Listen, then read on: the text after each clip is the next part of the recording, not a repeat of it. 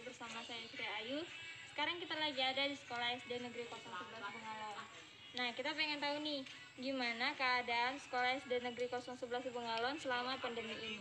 Nah, ikutin saya terus ya, jangan di skip loh.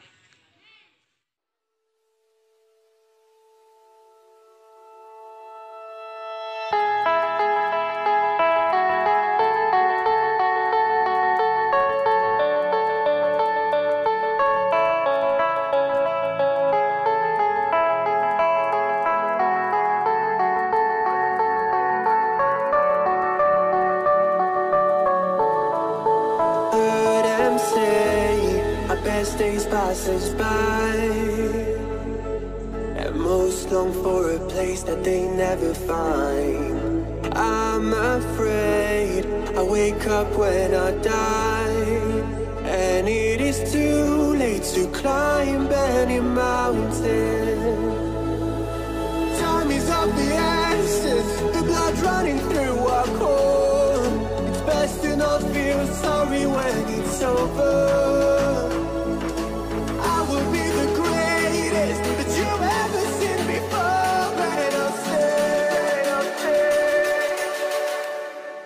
eternal.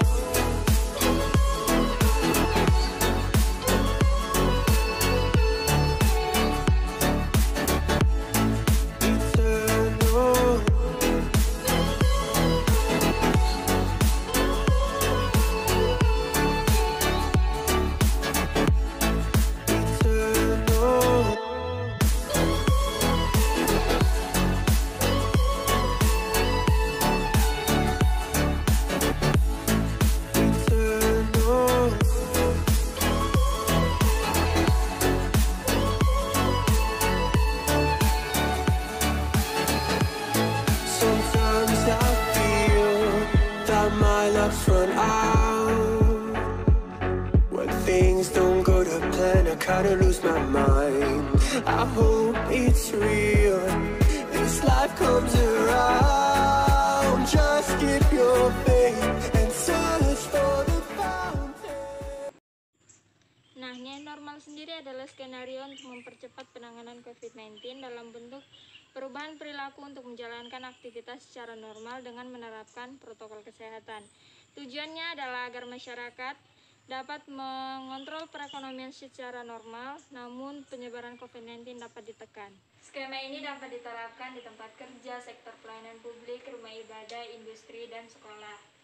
Namun, skema new normal ini harus mempertimbangkan banyak hal, khususnya apalagi jika diterapkan di bidang pendidikan. Karena tidak semua tingkatan usia pelajar dapat mengerti dan mengikuti protokol kesehatan. Khususnya untuk TK, SD, dan SMP seharusnya masih menerapkan proses belajar dari rumah. Tapi bagaimana dengan sekolah SD Negeri 011 Bengalon? Selanjutnya kita simak video berikut. Selamat siang. Siang. Saya minta pendapat sebentar. Pertama-tama, perkenalkan nama saya Sri Ayu. Saya dari Stipar Kutai Timur, jurusan Agroteknologi. Dan saya di sini mau tahu tentang kondisi dan suasana dari SD Negeri 011 selama pandemi ini. Tapi untuk sebelumnya bisa Bapak perkenalkan nama Bapak dulu dan di SD Negeri 011 sebagai apa? Ya, terima kasih kesempatan yang diberikan kepada saya untuk memperkenalkan diri. Nama saya Karel Prakim. Saya lahir di Nusa Tenggara Timur pada tanggal 15 Maret tahun 1971. Saya sekarang mempunyai keluarga, 1 istri, kemudian 3 anak. Pekerjaan saya sekarang sebagai guru sekolah dasar di SD Negeri 011 pembagian tugas untuk tahun pembelajaran ini, tahun 2020-2021, saya ditugaskan oleh kepala sekolah sebagai guru kelas 6. Ya, mungkin itu sedikit perkenalan yang dapat saya sampaikan. Terima kasih. Untuk pertanyaan pertama, bagaimana kondisi dan suasana dari SD 011 Bengalon? Apakah ada dampak dari COVID-19 yang ditimbulkan di lingkungan sekolah, khususnya untuk SD Negeri 011 Bengalon? Ya, pertanyaannya bagus sekali. Jadi memang untuk SD 011 Bengalon di masa pandemi COVID-19 ini memang ada dampak yang begitu besar, terasa sekali untuk warga SD 011 ini, yaitu selama tahun ajaran kenaikan kelas itu belum ada pertemuan tatap langsung atau proses belajar mengajar secara langsung di kelas itu belum ada, sehingga itu merupakan satu dampak yang positif yang betul-betul terasa sampai dengan hari ini, sehingga kami guru-guru membuat sejenis tugas untuk berdasarkan dengan buku-buku tema di semester 1 ini, dan kita kasihkan kepada anak untuk belajar di rumah, sehingga itulah satu dampak yang terasa sekali. Walaupun mungkin pembelajaran ini tidak begitu maksimal, tetapi memang karena menghadapi situasi COVID ini, sehingga kita mengikuti aturan pemerintah untuk melaksanakan kegiatan itu. Kemudian dalam proses belajar mengajar ini, kami guru-guru ditugaskan untuk membuat pembelajaran berdasarkan dengan buku tema, kemudian ditugaskan kepada anak. Jadi sampai dengan hari ini anak ditugaskan untuk belajar di rumah atau belajar di rumah. Kami juga sudah mengundang orang tua secara pribadi tidak bertemu secara melibatkan banyak orang untuk menyampaikan bahwa mereka juga punya tanggung jawab untuk melindungi mereka di sana. Ya, jadi untuk dampak yang terasa sih memang sangat terasa sekali dampaknya COVID-19 ini. Kalau dikatakan bahwa mengakibatkan proses belajar mengajar di SD 011 ini tidak berjalan normal seperti biasa. Terima kasih. Lalu bagaimana upaya dan tata cara disinfektasi untuk penanganan atau pencegahan dari COVID-19 untuk sekolah SD Negeri 011 Bengalon? Tata cara untuk menggunakan itu di suasana COVID-19 ini memang guru-guru diajarkan untuk memakai masker, kemudian penutup wajah, lalu ada mencuci tangan, mencuci tangan sebelum masuk ke kantor.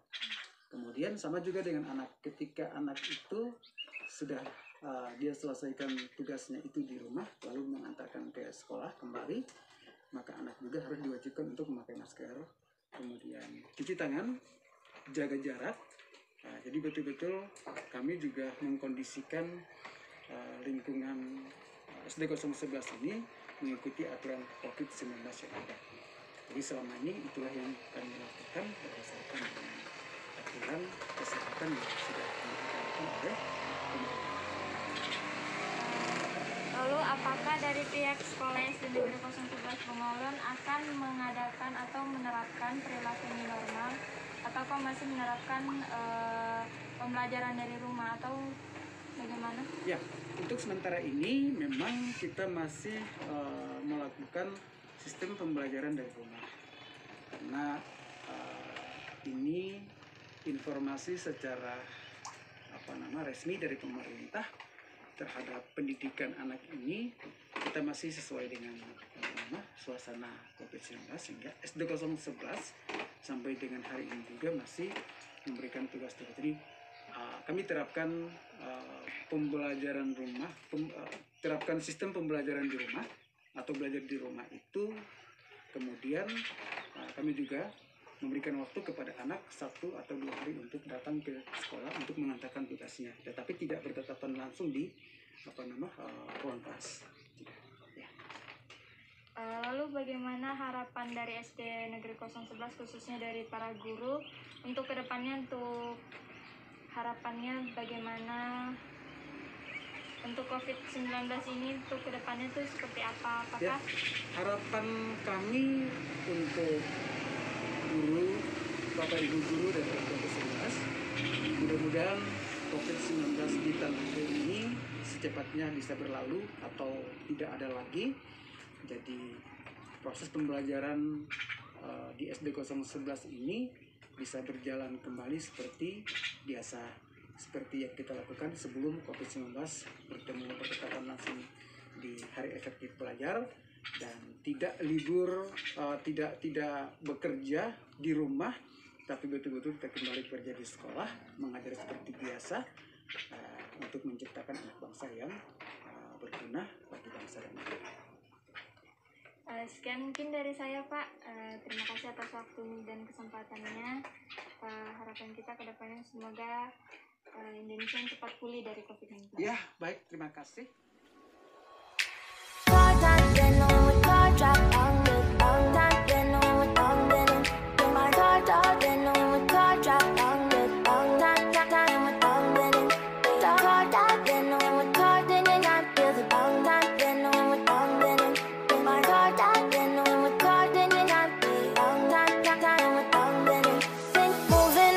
To the sea for a getaway, car top down and we're driving just to feel young. Moving away to the sea, moving away, can't you see?